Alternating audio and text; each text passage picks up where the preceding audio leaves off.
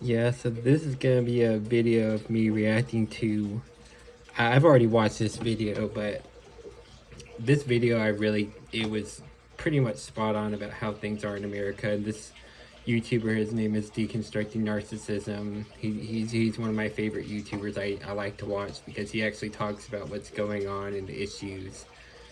Um, yeah. I'm kind of just starting to ask myself, did anybody else finally wake up and realize what's going on in America? Like, is it just me? Does anyone else realize? Has anyone woke up to the fact that pretty much everything is a subscription service? Because I'm just gonna come out and say it. When the fuck did everything become a subscription service in America? Like, we have literally everything in a subscription service right now. And I remember things like GameFly. I remember things like, you had to pay certain subscription services for Comcast, to get on certain channels. You had to pay for packages, right? TV packages, simple things. There were subscription services in the early 2000s, of course there was, for certain things, right? For certain, when you wanted Dish Network, you wanted cable. Other than that, I don't really know. You didn't have fucking life away. I am renting my entire life away. Everything is a payment. My cell phone service, then, for certain, when you wanted Dish Network, you wanted cable. Other than that, I don't really know. You didn't have to have subscription services for music. But when the fuck did everything become a subscription service in America? When? You don't own anything. You were literally just renting your entire fucking life away. I am renting my entire life away. Everything is a payment. My cell phone service, I don't know. The place I live, and I don't know. The food, subscription service. Car insurance, subscription service. Even your gas. There was some, gas has always been around. But that's a subscription service because you need to keep putting gas in your car. Everything is a fucking subscription service.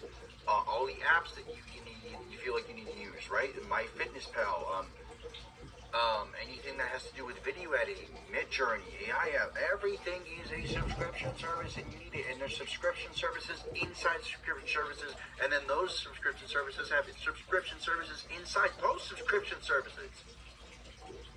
What the fuck? Alright, let me calm down for a second. Calm down. I just found out recently that BMW charges $18 a month to use its heated car seats, by the way. So, if you can paint a picture in your mind of this, think of a car that's already yours, right? Or maybe you're paying month per month, whatever, because like I said, everything's a subscription service these days. But think of a car that's already yours, but you're paying for it. Seats that are obviously in there. You need the seats to drive, right? When you gotta sit down, you can't fucking stand and drive, right? But you're already paying for it, or you paid for it, and you have to pay a monthly subscription fee just to turn them on, to turn on your heated car seats. I couldn't imagine if my Chevy Cruze needed a subscription. I need to pay. Yeah, I don't personally know anything about that. What he's talking about a car. I don't know, certain car or something. He's saying that you have to have like a subscription service for the heating. And it's like at that point it's like what's the point of that? Like, what is the point? Like, I'm paying for the car. That should be included with the car. I don't need a subscription service for that. And it's like he said, it's just subscription service after subscription service. Everything in here in America is a subscription service.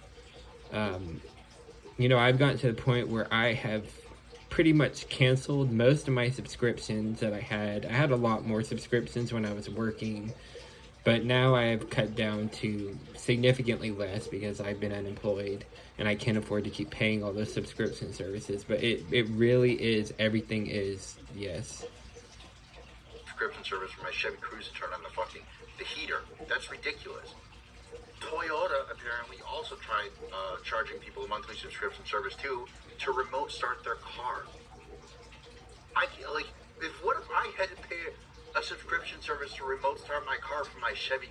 It's ridiculous at this point. Even some printers have full-on subscription services now. I never had to pay for a subscription service for my printer. You had to buy the ink, you had to buy the paper, whatever. Of course, back then. But what?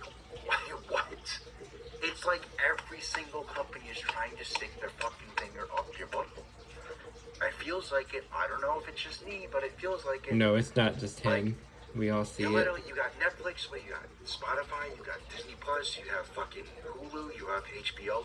That's at least like $100 a month for subscription service, right? Yeah, now. and that's another thing that he didn't even mention, but I've noticed is like all when you think about all the streaming subscription services, so like all the things like Netflix and Peacock, Amazon Prime,